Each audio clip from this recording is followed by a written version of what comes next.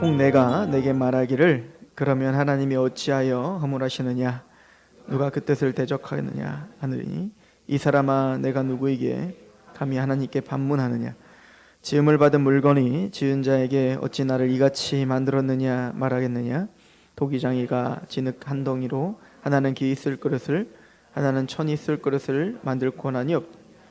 만일 하나님이 그의 진노를 보이시고 그의 능력을 알게 하고자 하사 멸하기로 준비된 진노의 그릇을 오래 참음으로 관용하시고 또한 영광을 받기로 예비하신 바 긍휼의 그릇에 대하여 그 영광의 풍성함을 알게 하고자 하셨을지라도 무슨 말을 하리요.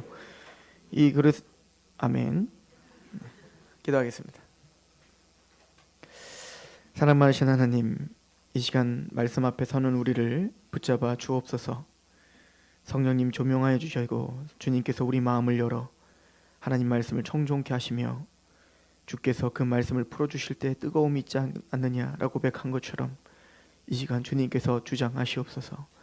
전한 입술을 겸손케 하시며 듣는 우리 마음을 겸손케 낮추어 주옵소서. 예수 그리스도의 이름으로 감사하며 기도합니다. 아멘. 우리는 기독교 교리 중에 어려운 교리를 다루고 있는 중입니다. 또 그 어떤 성경보다 논란이 많고 논쟁이 많은 로마서 9장을 다루고 있는 중입니다. 이 로마서 9장을 어떻게 바라볼 것이냐 때문에 첨예하게 싸움이 일어났고 지금도 싸우고 있어요. 피 터지게. 우리는 이 로마서 9장을 통해서 구원받을 자와 구원받지 않을 자가 하나님의 절대적인 주권 가운데 정해져 있다라고 우리는 상고하고 있습니다. 이것에 대한 반론이 굉장히 많았어요. 그 중에 대학자라고 부르는 사람들도 거기에 가담한 사람들이 좀 있는데 그 사람 중에 가장 대표적인 칼 바르트라고 하는 신학자입니다. 그분은 이중 예정을 철저히 믿고 있다가 자유주의 신학과 사실은 싸웠던 분이거든요. 그러니까 성경이 하나님의 말씀이 아니라 사람의 책인데 신화와 같이 거기서 의미를 찾아내면 돼라고 하는 큰 흐름이 이제 독일 신학서부터 시작이 됐어요. 슐라에르마허라고 하는 그 큰 신학자를 시작으로 해서 그러니까 그때부터 이제 느낌을 중요하게 여기고 또 계몽주의 사상, 그러니까 하나님의 이 말씀은 고리타분한 옛날 그냥 그 고전과 같은 얘기고 오늘날 과학이 발달하고 이렇게 이성이 발달한 우리들은 기적 믿을 수 없다는 거죠. 그러니까 이성적으로 이해되는 것만 받아들이겠다 라고 하는 어떤 사상의 흐름이 이 자유주의 신학인데, 사실은 이 자유주의 신학이 완전히 무너진 시기가 있습니다. 이게 바로 1차 세계대전, 2차 세계대전이었어요. 왜냐하면 지금까지 이렇게 미개하게 살고 이렇게 사람을 죽이고 악하게 사는 게 이성이 발달하지 않았기 때문이다. 못 배워서 그렇다. 이렇게 생각을 했던 겁니다. 그러니까 우리가 이성이 발달하고 과학이 발달하면 이 세상은 더 풍요로워질 것이고 더 살기 좋은, 그래서 이제 자유주의 신학자들은 이 땅에 우리가 지상 낙원을 만들 수 있다는 거예요. 계몽하면. 근데 이게 한순간 무너진 게 이제 1, 2차 세계대전이에요. 최고의 과학과 이성으로 만든 과학이 만든 게 무기예요. 그리고는 그 무기로 얼마나 미개하게 지금까지 죽였던 사람들보다 한순간 죽어나간 사람들이 너무 많은 겁니다. 그래서 신학계에도 굉장히 큰 충격이 온 거예요. 그때와 이제 같이 하여 칼 바르트라는 사람이 신정통주의, 하나님은 우리와는 관계가 없으신 너무 멋진 분, 크신 분, 그러니까 우리 이성으로는 측량할 수 없는, 너무 잘 정리를 한 거죠. 그래서 다시 성경으로 돌아가자라고 하는, 그러니까 정통주의가 이제 사실은 개혁주의, 그러니까 루터와 칼빈을 통해서 성경을 주장하고 성경에 의거하여 우리의 신앙을 사실은 재건하는 거, 이게 이제 개혁주의, 정통주의인데, 신정통주의는 다시 그 성경으로 돌아가자라고 하는 거는 굉장히 좋은 분입니다. 근데 그분도 그 자유주의 신학 체계에서 신학을 배웠고 그들과 싸우면서도 그 자유주의 신학 체계를 사실은 다 걷어내지는 못했던 거죠. 그러니까 시대의 한계가 있었던 겁니다. 그분은 이 로마서 9장을 해석할 때 이것은 개인적인 구원을 예정했다는 얘기가 아니라 하나님께서 유대인들을 유기하고 이제는 이방인들을 선택했다라고 하는 그 큰 그림의 예정이지, 누구는 예정하고 누구는 버렸다라고 하는 개개인의 구원의 이야기를 다루는 게 아니다 라고 이 칼바르트, 이피 샌더스, 하여튼 그 유명한 신학자들이 다 그렇게 이야기를 한 거예요. 그리고 또 그렇게 이제 이 9장을 해석한 사람 중에 대표적인 게 이제 웨슬리입니다. 웨슬리는 예정론을 거부했기 때문에 예지 예정을 믿었죠. 그러니까 하나님이 우리를 예정한 건 맞는데 그 예정이라는 건 예지하셔서 예정하셨다. 그러니까 여러분들이 믿을 걸 미리 아시고 예정하셨다. 자, 이게 문제가 되는 것은 그럴듯해 보이고 이성적으로 논리적으로 잘 설득돼 가는 것 같지만 결론적으로 보면은 하나님이 우리를 예정하신 그 근본적인 원인이 누구에게 있냐면 하나님께 있는 게 아니라 우리에게 있는 거예요. 우리의 믿음 좋음, 우리의 선택, 우리의 지혜, 우리의 희생, 우리의 삶, 이것을 보고 하나님이 예정했다는 겁니다. 그러면 은혜와 배치가 되는 겁니다. 은혜라고 하는 거는요, 성경이 가르쳐주는 은혜란 우리에게는 원인이 하나도 없다는 겁니다. 원인이 있다면 하나님께만 있다는 거예요. 그러니까 사실은 하나님이 구약과 신약 전체를 통해서 우리에게 알려주고자 하는 그 메시지는 인간의 어떠함을 내려놓게 하는 겁니다. 내가 믿음이 좋아서 구원받은 줄 알았더니 뒤를 돌아왔더니 그 믿음도 내 것이 아니었다는 거예요. 이게 사실은 성경이 가르쳐주는 핵심이에요. 자, 안산에 있을 때 이제 이단 상담을 하면 이제 후속 조치라는 걸 합니다. 그러니까 우리 교리를 다시 알려주는 거죠.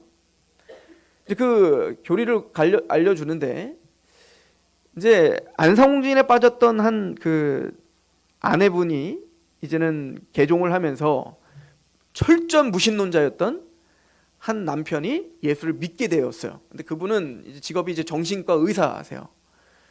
그러니까 이성적이고 냉철하고 과학적으로 아무리 생각해봐도 성경이 믿어지지 않는다예요.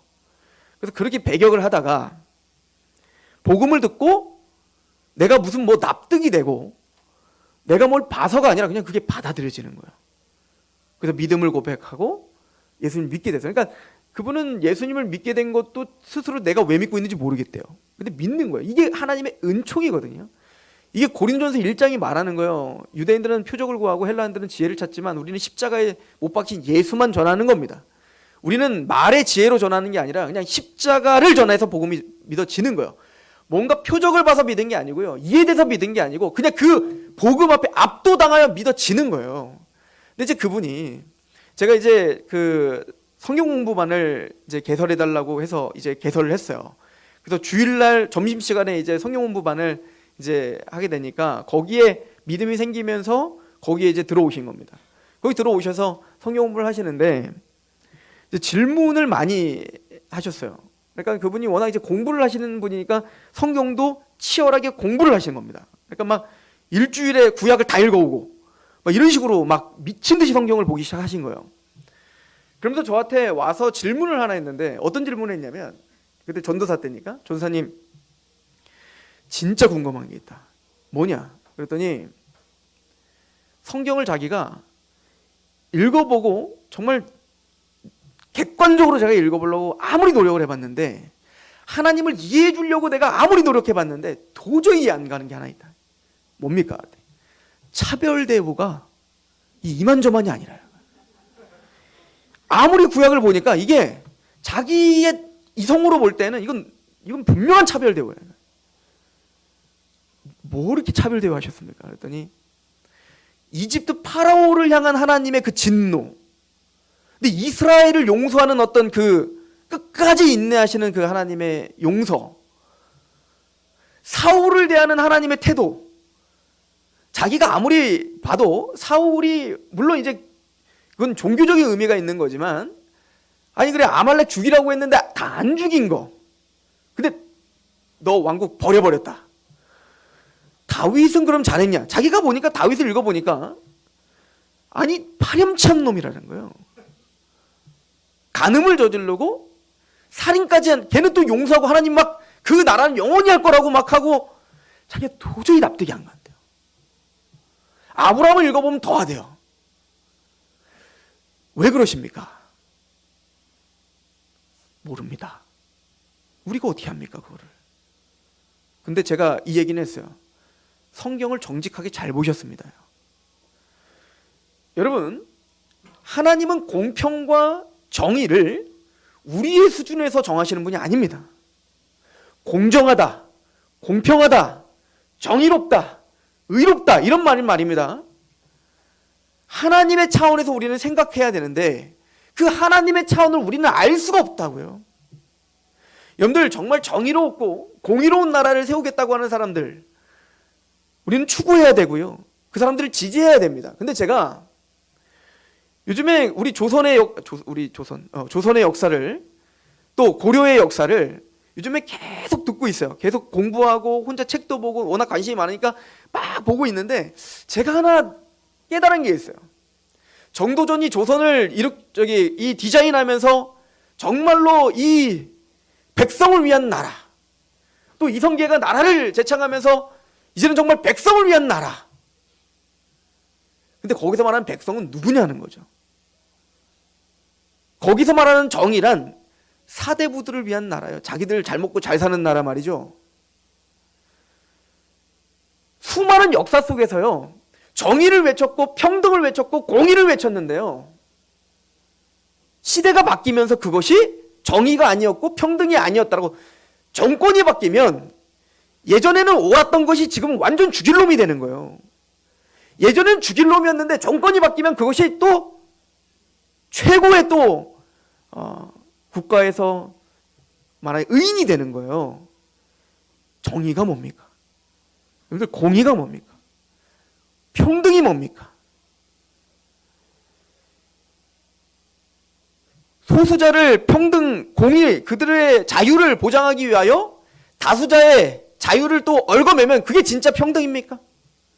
여러분들 우리가 말하는 평등과 정의와 공의를 말하고 있지만 정말 그것이 완벽합니까? 그럼 그런 시대를 앞섰고 시대를 만들어갔던 사람들도 하나님의 차원에서는 정말 공의와 정의와 이런 것들을 함부로 말할 수 없다는 것을 역사적으로 우리가 증명한다면 개인적인 나 하나가 생각하고 있는 아집과 고집과 그 감정과 그 이성이 어찌 전부라 말할 수 있겠습니까?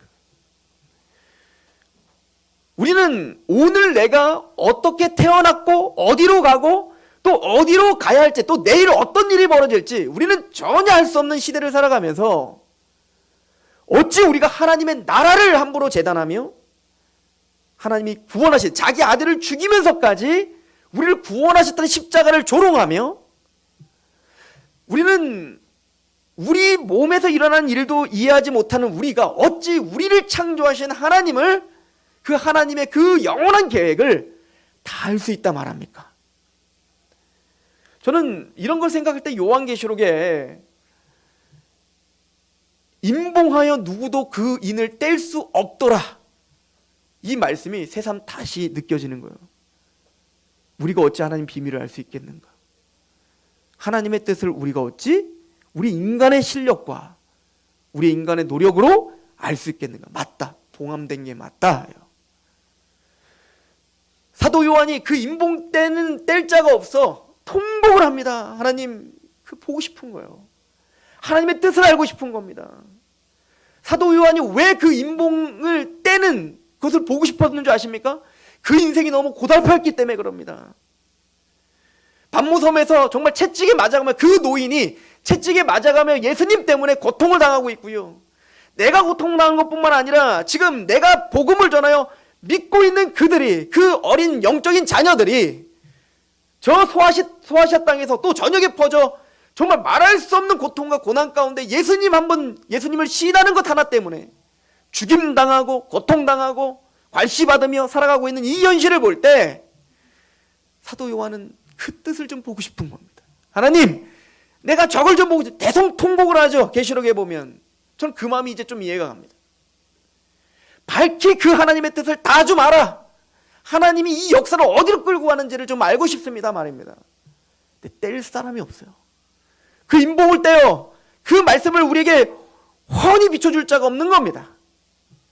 예수 그리스도 어린 양 외에는 그 인봉을 떼실 자가 없다 해요.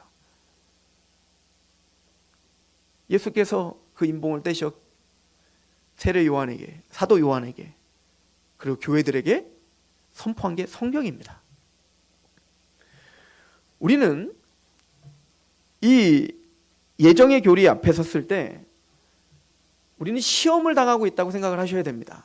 특별히 우리 교리 중에 그런 교리들이 있어요. 삼위일체 교리, 예정에 대한 교리, 섭리에 대한 교리, 이런 교리들이 사실은 신앙을 요구하는 교리들입니다. 사실은 삼위일체라고 하는 것도 이성적으로 우리가 다 이해하여 믿을 수 있는 사람은 아무도 없습니다. 그럼 우리가 바보입니까? 2000년 역사 속에서 우리가 바보라서 삼위일체를 믿습니까? 우린 뭐 생각할 수가 없어서 삼위일체를 믿어요? 우리가 삼위일체를 믿고 고백할 수밖에 없는 이유는 성경이 그렇게 말하기 때문에 그렇게 고백할 수밖에 없는 거예요. 그러니까 믿지 않는 사람들이 삼위일체를 조롱하는 건 당연한 겁니다. 그들을 뭐라 할 수가 없어요. 그들은 무지하니까, 정적으로 말입니다. 그러나 성경을 믿고 성경의 권위를 인정하는 모든 성도라면 삼위일체를 반드시 믿고 고백해야 됩니다. 그래서 기독교 역사 속에서 삼위일체를 고백하지 않는 자는 이단위로 정죄한 겁니다. 왜냐하면 우리는 우리의 이성을 신뢰하는 자들이 아니라 성경의 권위를 신뢰하는 자들이라고요. 근데 예정교리도 똑같습니다. 왜 요한 웨슬리가 예정이라는 말을 포기하지 못할까요? 아니, 예정을 자꾸 성경이 말하는 예정과는 다르게 얘기하잖아요. 성경에서는 분명히 에서와 야곱이 있어야, 아니 무슨 나라를 설명하는 게 아니라 지금 에서와 야곱이 있다고, 뱃속에. 근데 하나님이 에서는 사랑했고 야곱은, 아니 미안해요, 야곱은 사랑했고 에서는 미워했다고, 얘네들이 뭔가 선과 악을 행한 것이 전혀 없이 아무것도 이유가 없어요. 근거가 없다고. 그런데 그 두 사람 중에 한 명은 사랑하고 한 명은 미워했어. 아니 그러면 하나님이 그러면은 에서 같은 자를 그렇게 세워놨다, 그렇게 해서 그렇게 하나님을 못 믿게 되었다면, 아 그럼 걔 심판할 수 없겠네? 자, 이런 고백들이 왜 나왔겠냐고요. 사도 바울은 정말로 믿음에 대한 이야기를 하고 있고요. 지금 10장에 가면 마음으로 믿어 의에 이르고 입으로 신하여 구원에 이른다. 여러분들 이거 나라의 구원을 이야기하는 것 같습니까? 아니면 개개인적으로 정말로 믿어 입으로 신하여 구원을 받으라고 개인적인 구원을 이야기하는 것 같습니까?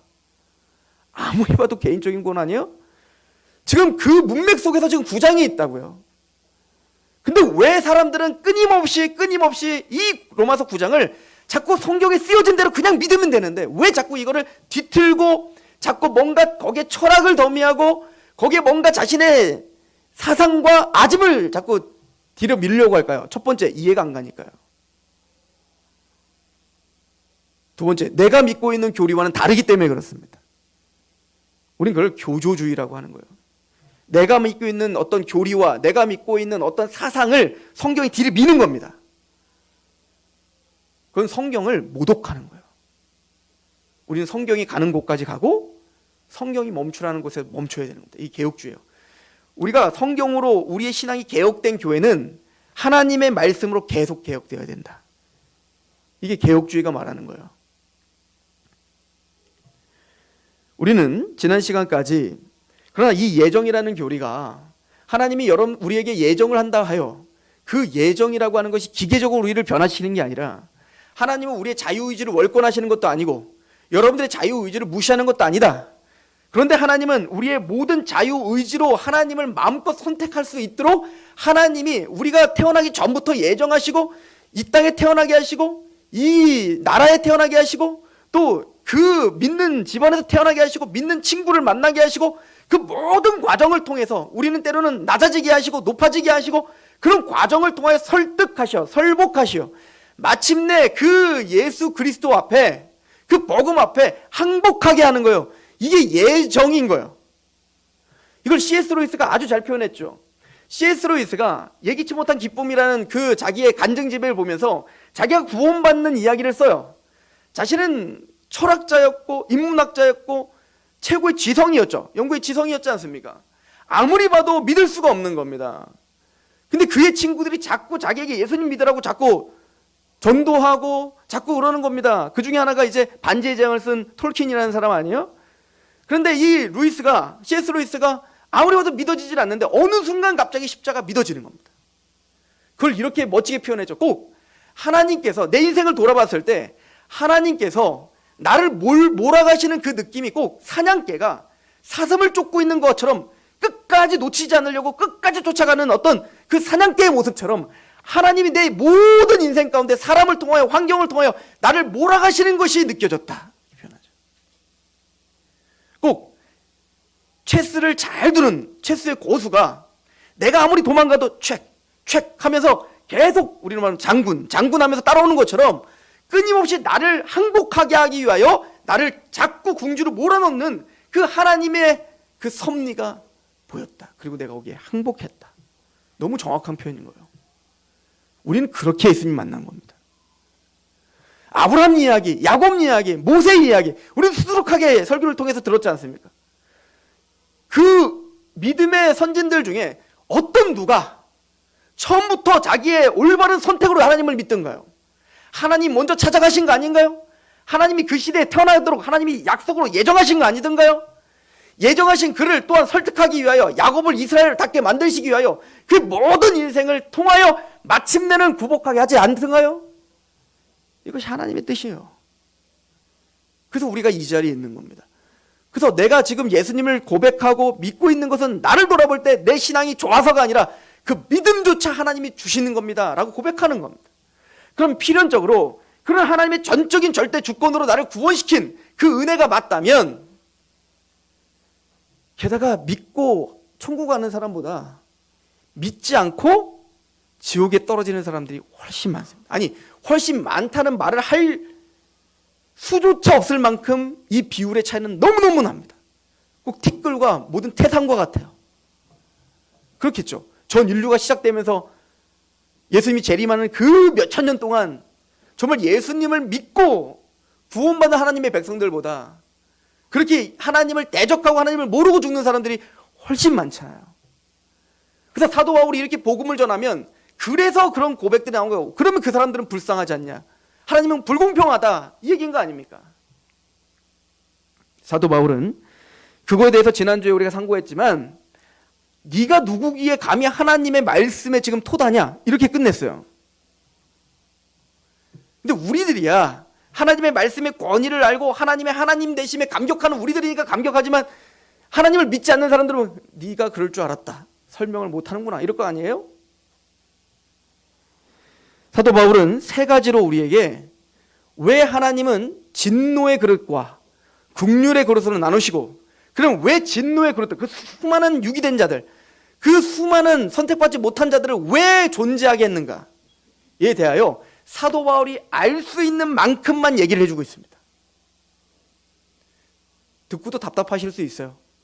그러나 사도 바울의 최선이었고 저의 최선입니다.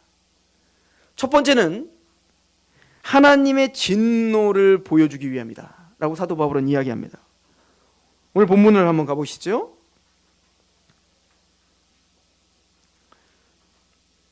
22절 만일 하나님이 그의 진노를 보이시고 그의 능력을 알게 하고자 하사 멸하기로 준비된 진노의 그릇을 오래 참으시로 관용하셨다. 첫 번째, 하나님은 그 진노의 그릇들을 통하여 하나님의 진노가 무엇인지를 보여주기 위함이다. 누구에게일까요? 우리와 모든 만물에게. 이것을 누구와 지금 연결지어서 얘기하고 있냐면 파라오와 얘기하고 있는 거예요. 지금 사실은 바로에 대한 이야기를 하고 있었지 않습니까? 하나님은 바로를 통하여 하나님의 그 긍휼에 우리 한번 봅시다. 그 윗절로 한번 가보시면 17절 보시죠. 성경이 바로에게 이르시되 내가 이 일을 위하여 너를 세웠으니 곧 너로 말미암아 내 능력을 보이고 내 이름이 온 땅에 전파되게 하려 함이라. 바로의 그 악함을 세상 만방에 드러내어줘 하나님의 살아계심과 하나님의 능력과 하나님의 진노가 무엇인지를 똑똑히 알게 하기 위하여 바로를 그렇게 정했다는 거예요. 그러면 생각해 봅시다. 파라오는 하나님을 대적했어요. 어느 정도로 대적했냐면 하나님이 그를 설득했죠. 10번이나 설득했습니다. 피를, 그 나일강을 피로 물들이고 또 메뚜기에게 내놔서 싹 다 긁어먹게 하고 또 이스라엘의 지역은 태양을 주고 또 그 파라오의 지역은 어떻게 해요? 암흑으로 주고 두려움을 준 거죠. 또 우박이 떨어지게 하고요. 또 이가 창궐하게 하고, 그러니까 10가지를 통하여, 또 마지막 장자의 죽음까지 말입니다.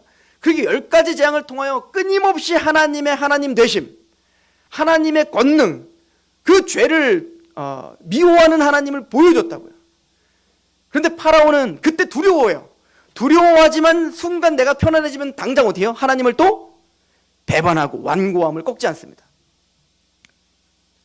그리고는 이 출애굽기의 이 10가지 재앙에 하나님 10가지 재앙을 내리신 그 목적을 뭐라고 이야기하냐면, 출애굽기 12장 12절에 보면 내가 그 밤에 애굽 땅에 두루 다니며 사람이나 짐승을 막론하고 애굽 땅에 있는 모든 처음 난 것을 다치고 애굽의 모든 신을 내가 심판하리라. 나는 여호와라. 뭐를 심판하신대요? 애굽의 모든 신을 심판하시는 게 바로 10가지 재앙인 거예요.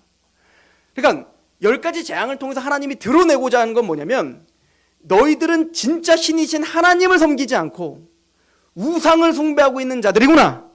내가 그 우상을 어떻게 멸절시키고 어떻게 파멸시키는지 내가 보여주마. 이게 10가지 재앙의 핵심이에요. 그러면 그들이 섬겼던 우상이 뭐였죠? 예를 들어 나일강입니다. 그래서 나일강을 피로 변하게 한 겁니다. 무슨 얘기냐면 이 나일강이 자신에게 생명을 주는 근원이라고 생각한 거예요. 그래서 나일강을 섬겼어요, 얘네들이. 그죠? 그런 식으로 그들은 그 10가지 재앙의 모든 내용들이 다 뭐냐면, 자기들이 섬기는 다 신을 숭배하고 그것이 나에게 생명을 주고 그것이 나에게 건강을 주고 그것이 나에게 부를 주고 그것이 나에게 행복을 준다라고 믿는 겁니다. 근데 그 모든 것들이 다 뭐예요? 나일강이니 대지니 또 장자니 다 누가 주신 겁니까? 하나님이 주신 거예요. 하나님이. 근데 그 하나님이 주신 그 하나님을 경배하지 못하고 하나님이 나에게 허락한 그 무엇을 경배하는 거예요. 그 무엇을 자랑하는 거예요. 그 무엇을 의지하는 겁니다. 이게 우상이에요. 우리로 말하면 하나님은 우리에게 돈이라는 걸 주셨죠. 우리에게 건강이라는 걸 주셨죠. 여러분들 공부를 잘할 수 있는 머리를 주셨죠. 좋은 성격을 줬죠. 건강한 육체를 줬죠. 하나님이 주신 겁니다. 은혜입니다. 그러면 우리는 건강한 육체를 통하여 우리에게 이런 건강한 육체를 주신 하나님께 감사하며 예배하며 하나님께 돌려드려야죠. 하나님 나에게 이렇게 먹고 살 수 있는 집과 먹고 살 수 있는 이런 직장과 이 모든 걸 주신 것은 그 직장이 나를 먹여 살리는 게 아니라 하나님이 나를 먹여 살리는 걸 알고 겸손하게 하나님을 찬양해야죠. 근데 우리는 하나님을 무시하고 하나님이 허락한 그 무엇을 숭배해요.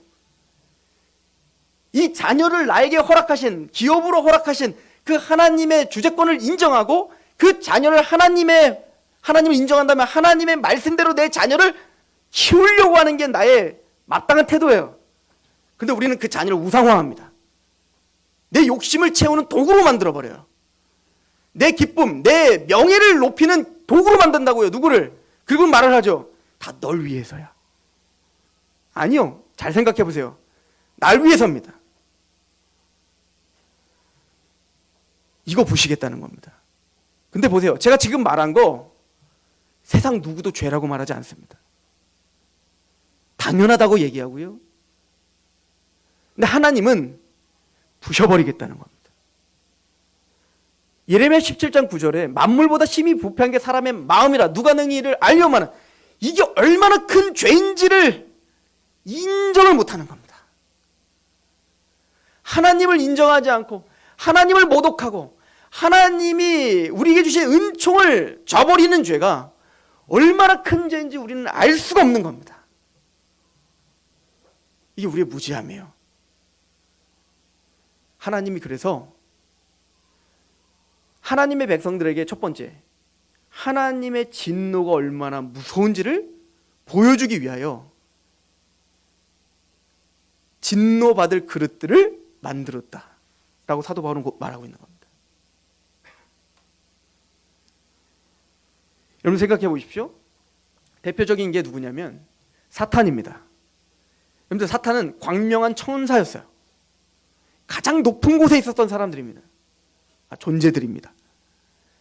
그런데 한순간, 무슨 뭐 몇백 년이 지난 것도 아니고요, 한순간 하나님은 그 가장 높이 있었던 그들을, 그 교만과 그의 죄를 다스리시되 어떻게 하죠? 가장 낮은 곳으로, 가장 고통의 곳으로, 지옥으로 던져버립니다. 근데 그거 아세요? 용서함이 없습니다. 기회가 없다고요. 사탄은요, 용서를 받을 기회조차 다 박탈당했어요. 그 거룩한 천사였던 그들도 하나님을 대적하는 죄로 말미암아 영원히 용서받을지 못할 영원한 파멸로 하나님께서 던져버렸다고요. 이건 납득이 되십니까? 다른 한 예를 들어볼까요? 노아 방주 얘기를 한번 해보시죠. 여러분들 노아 방주 이야기를 다 아실 겁니다. 근데 노아 방주에 보면 8명만 빼놓고는 다 죽었대요. 다 심판받았대요. 불공평합니다. 불공정하지 않아요? 여러분들 그 당시에 인구가 몇 명인지 우리는 정확하게 추산할 수 없으나 제가 창조과학회에서 뭐 이게 낳고 이걸 막 대충 한번 헤아려 봤더니 한 100억 정도 될 거라고 해요. 100억. 틀릴 수도 있으니까 뭐 그렇게 절대로 믿지 마세요. 그래서 적어도 지금 인구보다 많았을 것이다 라고 이야기해요. 왜요? 그때는 생육하고 번성은 충만하라고 하고 막 700년, 800년, 900년까지 막 낳았잖아요, 애들을. 이게 장난 아니죠. 이게 뭐 번식력이 뭐 다 죽었어요. 여러분들 우리가 예배드리러 딱 나갔더니요, 여기 남아있는 사람들 중에 또 딱 8명만 남기고 한 번에 다 죽었다고요. 그냥 마냥 기쁠까요? 너무 두렵지 않겠어요? 하나님이 예언한 대로 정말 다 죽어버린 이 사건을 보면서 거기에 감히 불공평합니다, 불공정합니다, 아니 왜 나만 구원시키고 쟤네들은 구원 안 시키옵니까? 감히 말할 자가 있을까요? 그 두려운 심판 앞에 하나님의 심판은 의롭습니다. 그냥 머리를 조아리지 않을까요? 두렵고 떨림으로 그냥 그 말씀 앞에 내가 이 자리에 있다는 것만으로도, 그냥 내가 숨을 쉬고 있다는 것만으로도 감지덕지 하지 않을까요? 거긴 내 이성, 내 판단, 나의 어떤 것이 감히 하나님이 왜 이렇게 했습니까? 왜 전 인류를 다 죽여버리고 왜 우리만 남겼습니까? 라고 감히 노아가 말할 수 있을까요? 그냥 머리를 조아릴 수밖에 없는 거예요. 여러분들 소돔과 고모라가 한순간에 멸망합니다.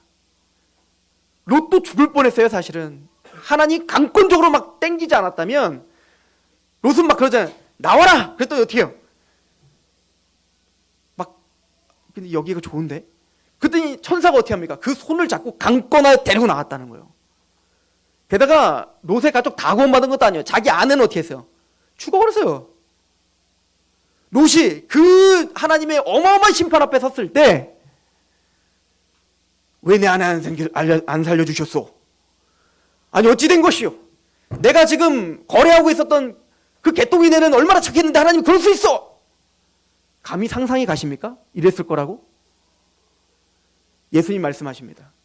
노아의 때와 소돔과 고모라 때와 내가 재림할 때가 똑같을 것이라고. 제가 보기에는 우리는 지금 배가 부른 겁니다. 우리의 처지가 어떤지 몰라 하나님 앞에 지금 시비를 걸고 있는 겁니다. 사도 바울은 그거에 대한 답답함이 있었던 겁니다. 우리가 무슨 처지인지 아니? 그래, 공평으로 하자.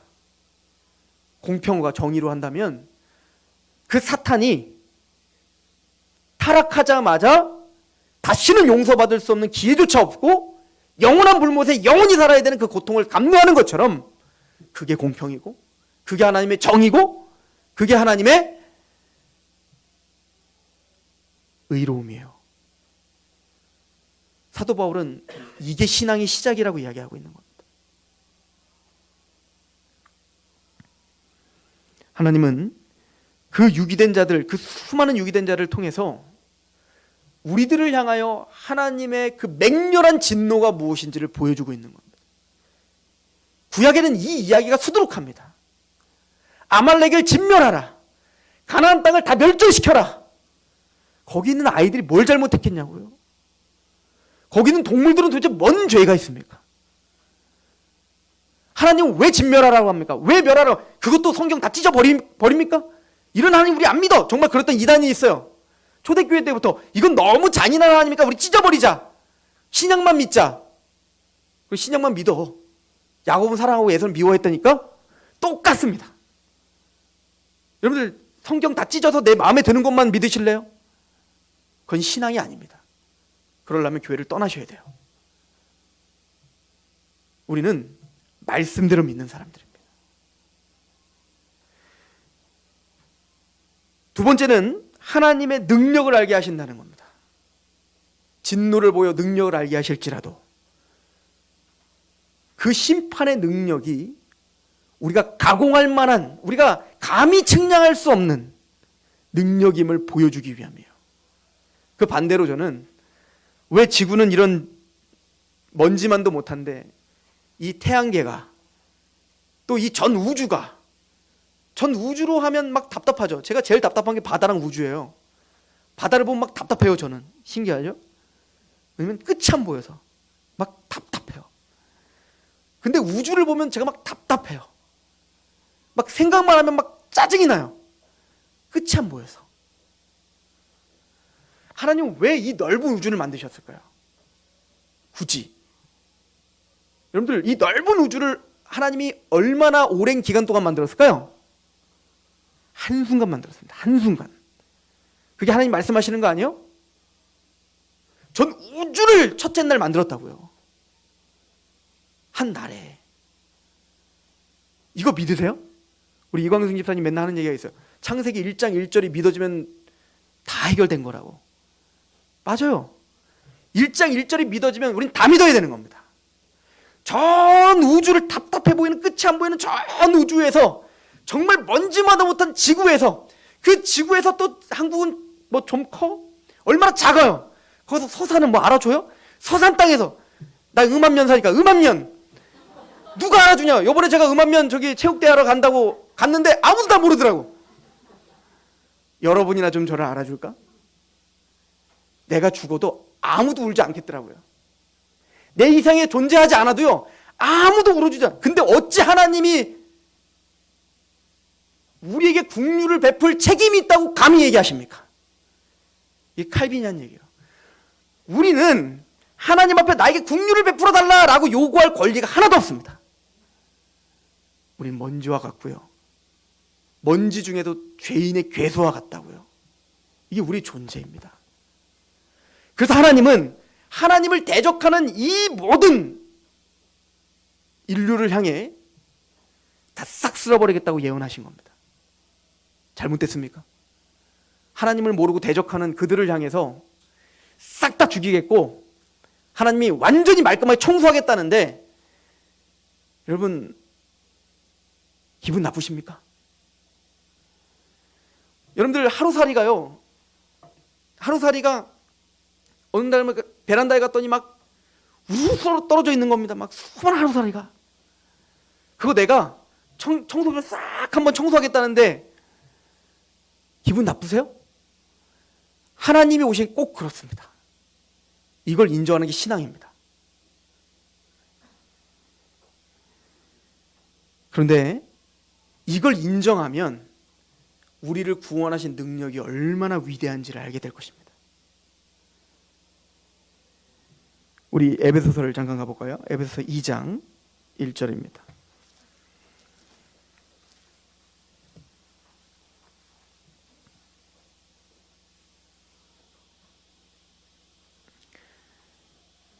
그는 허물과 죄로 죽었던 너희를 살리셨도다.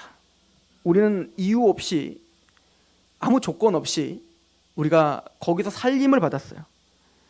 그때 너희는 그 가운데 행하여 이 세상 풍조를 따르고 공중 권세 잡은 자를 따랐으니 곧 지금 불순종의 아들들 가운데 역사는 영이라. 전에는 우리도 다 그 가운데서 우리 육체의 욕심을 따라 지내며 육체와 마음에 원하는 것을 하여 다른 이들과 같이 본질상 진노의 자녀였다. 우린 다릅니까? 여러분들, 이스라엘이 출애굽을 했어요. 10가지 재앙을 통해서 하나님이 보호를 받았습니다. 그리고 이스라엘 백성들이 홍해를 건넜습니다. 막 소고를 치며 꽹과리를 치며 너무 감사하다고 찬양합니다. 그 홍해에서는 누가 다 수장당했죠? 파라오와 그 군대가 다 수장당했어요. 여러분들, 파라오보다 이스라엘이 뭔가 잘나서 구원받은 겁니까? 하나님은요, 먼저 심판을 보여주고 이스라엘의 40년 내내 깨닫게 하는 게 뭐죠? 네가 바로다 이거예요. 네가 파라오다. 40년 내내 이스라엘 백성들이 하나님에게 행한 게 뭐예요? 시내산에서 하나님 율법을 받자마자 다 지키겠다고 고백했지만 어떻게 했어요? 그 십계명이 오기도 전부터 하나님의 말씀을 어기샤 금송아지 만들기 시작하면서 40년 내내 어떻게 했어요? 어기고 다 광야에서 멸절당합니다. 그러나 그 다음 세대를 이스라엘을 데리고 어디로 가는 거예요? 가나안 땅에 들어가요. 그 가나안 땅에 들어가는 그 이스라엘 백성들은 어떤 고백을 할 수밖에 없어요? 옳소이다. 하나님의 심판은 옳습니다. 파라오가 하나님 앞에 대적하여 하나님이 그렇게 오래 참으셨지만 그를 대적한 그들을 단칼에 홍해에서 수장시킨 건 옳습니다. 찬양했잖아요. 그런데 그 수장당해야 될 놈들이 바로 우리였습니다. 니들은 목이 곧은 백성이라. 이게 신명기에 40년을 산 이스라엘에게 행하신 하나님의 말씀입니다. 너희가 공의로워 너희를 선택한 게 아니야. 너희가 겉모습으로 너무 수요가 많아서 너희를 선택한 게 아니야. 너희는 누구보다도 정직하지 못했고 누구보다도 작았고 너는 목이 곧은 백성이라. 목이 곧었다는 게 뭐예요? 말을 들어 먹질 않는다는 겁니다. 누구처럼? 파라오처럼 말입니다. 파라오는 한 10번이나 그랬겠지. 이스라엘은 40년 내내 그랬어요. 일평생 말입니다. 감히 내가 구원받을 자격이 된다고 말할 수 있습니까? 하나님은 그들을 멸절시킴으로, 파라오와 그 모든 백성들을 멸절시킴으로 뭘 보여주는 겁니까? 하나님은 죄에 대한 진노가 얼마나 맹렬한지를 보여주는 겁니다. 그거와 관련 또 그걸 바라보면서 뭘 보는 겁니까? 우리를 향한 긍휼의 풍성함이 무엇인지를 알게 하는 겁니다. 나는 뭐길래 구원받았을까? 알지 못합니다. 무조건적 선택이에요. 그러나 여러분들, 저는 이걸 믿어요. 우리가 지금 제한된 이성과 제한된 감정으로는 무조건적입니다. 왜? 이유를 알 수 없어요. 도저히 알 수 없습니다. 이유를 알 수 있다라고 하는 사람은 이미 이단이에요. 성경을 거부합니다. 이유를 안다고 하면 오직 하나밖에 없어요. 예수님 때문에, 이거밖에 없어요. 그럼 왜 예수님 때문에, 예수님 왜 우리에게 언제부터 주셨어요? 오늘 아동부 설교도 했는데 요한복음 17장에 보니까 하는 예수님이 마지막 뭐라고 하냐면, 아버지요, 아버지께서 나에게 주신 자들, 이미 언제? 에베소서 1장 4절에 창세 전에 그리스도에서 우리를 예정하사, 그러니까 우리와 아무 상관없다고요. 그런데요, 너희가 지금은 거울을 보는 것처럼 희미하나, 이 거울을 본다는 그 당시 구리거울, 청동 거울, 그러니까 우리처럼 이렇게 잘 보이는 거울이 아니죠. 딱 보면 막 보이긴 보이는데 뭔가 이게 난가? 이런 게 이제 그 거울이에요. 그러니까 보이기는 보이는데 희미하게 보이나 그날이 되면 얼굴과 얼굴을 대면할 것이다. 하나님을 대면합니다. 그때는 우리가 부분적으로 알던 것을 완전히 알게 될 것이다. 심판도 마찬가지입니다. 왜 저입니까? 왜 저들은 심판받아요? 우리가 이해 안 갑니다. 무조건적 선택입니다. 하나님의 은총입니다라고 고백하지만 그날이 되면 밝게 알게 될 겁니다. 그리고 우리는 이렇게 고백할 겁니다. 그 심판 앞에, 또 구원 앞에. 계시록 봅시다.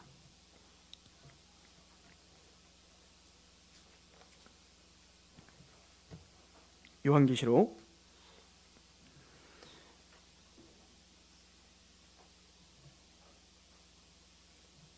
6장을 한번 보시겠어요?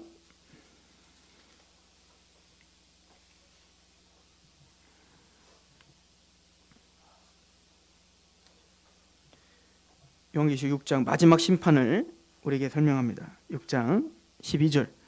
내가 보니 여섯째 인을 떼실 때 큰 지진이 나며 해가 검은 털로 짠 상복같이 검어지고 달은 온통 피같이 되며 하늘의 별들이 무화과 나무가 대풍에 흔들려 설익은 열매가 떨어지는 것 같이 땅에 떨어지며 하늘은 두루마리가 말리는 것과 같이 떠나가고 각 산과 섬이 제자리에 옮겨지며 모든 우리 우주가 완전히 그냥 다 끝장나는 거예요.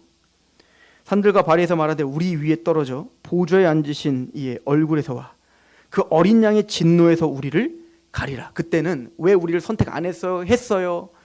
뭐 하나님 불공평해요? 이런 말을 아무도 할 수 없을 겁니다. 그냥 우리는 그 어린 양의 진노 앞에 제발 이 진노 앞에서 날 좀 가려 주십시오. 이 말밖에 할 수 없을 것입니다. 그들의 진노의 큰 날이 이르렀으니 누가 능히 서겠는가?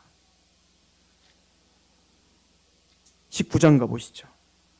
그리고 그 모든 심판을 다 본, 그래서 구원받은 택함받은 자는 영원한 하나님의 나라로, 또 그렇게 하나님을 대적하던 자들은 다 영원한 심판으로 떨어지는 그 모든 심판을 본 하나님의 백성들은 이렇게 하나님을 찬양합니다. 19장 1절.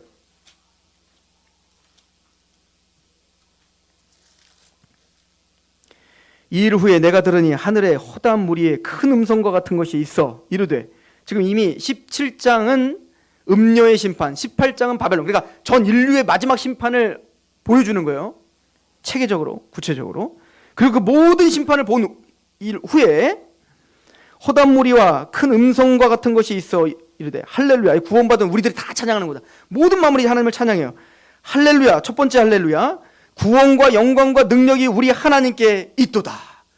예수 그리스도의 그 어린 양 되심으로 우리에게 구원이 있습니다. 이거에 대한 찬양이 먼저 나올 겁니다. 왜 우리만 구원했어요? 저렇게 구원했어요? 뭐 어떻게 했어요? 이런 말 하나도 안 나와요. 그 심판과 마지막 때가 되면 우리 어린 양으로 말미암아 우리를 구원하신 하나님은 높고 위대하시고, 이게 첫 마디예요. 그죠? 두 번째 2절, 그의 심판은 참되고 의로운지라 음행으로 땅을 더럽게 한 큰 음녀를 심판하사 자기의 종들의 피를 그 음녀의 손에 갚으셨도다. 합당합니다. 그들은 멸절당에 합당합니다. 그들은 모두가 심판받기 합당합니다. 반드시 이 고백을 할 것입니다. 거기는 의심이나 갈등이나 어떤 자기의 고집은 없습니다. 옳습니다. 하나님 의롭습니다. 나는 의롭다고 말하지만 나는 의롭지 않습니다. 난 지혜롭다고 말하지만 난 무지합니다. 나는 봤다고 말하지만 난 못 보는 자였습니다. 내가 이 날을 겪어보니 나에게 주신 그 구원의 긍휼의 풍성함이 무엇인지를 찬양할 수밖에 없고, 또 저들의 심판을 보니 하나님이 얼마나 의로우시고 하나님이 얼마나 공정하시며 하나님이 얼마나 합당하시고 지혜로운지 고백할 수밖에 없나이다. 모든 만물이 우리를 포함하여 이 찬양을 반드시 하게 될 것입니다. 우리는 오늘 그 크신 하나님 앞에, 그냥 말씀 앞에 순복하는 겁니다. 기도하겠습니다.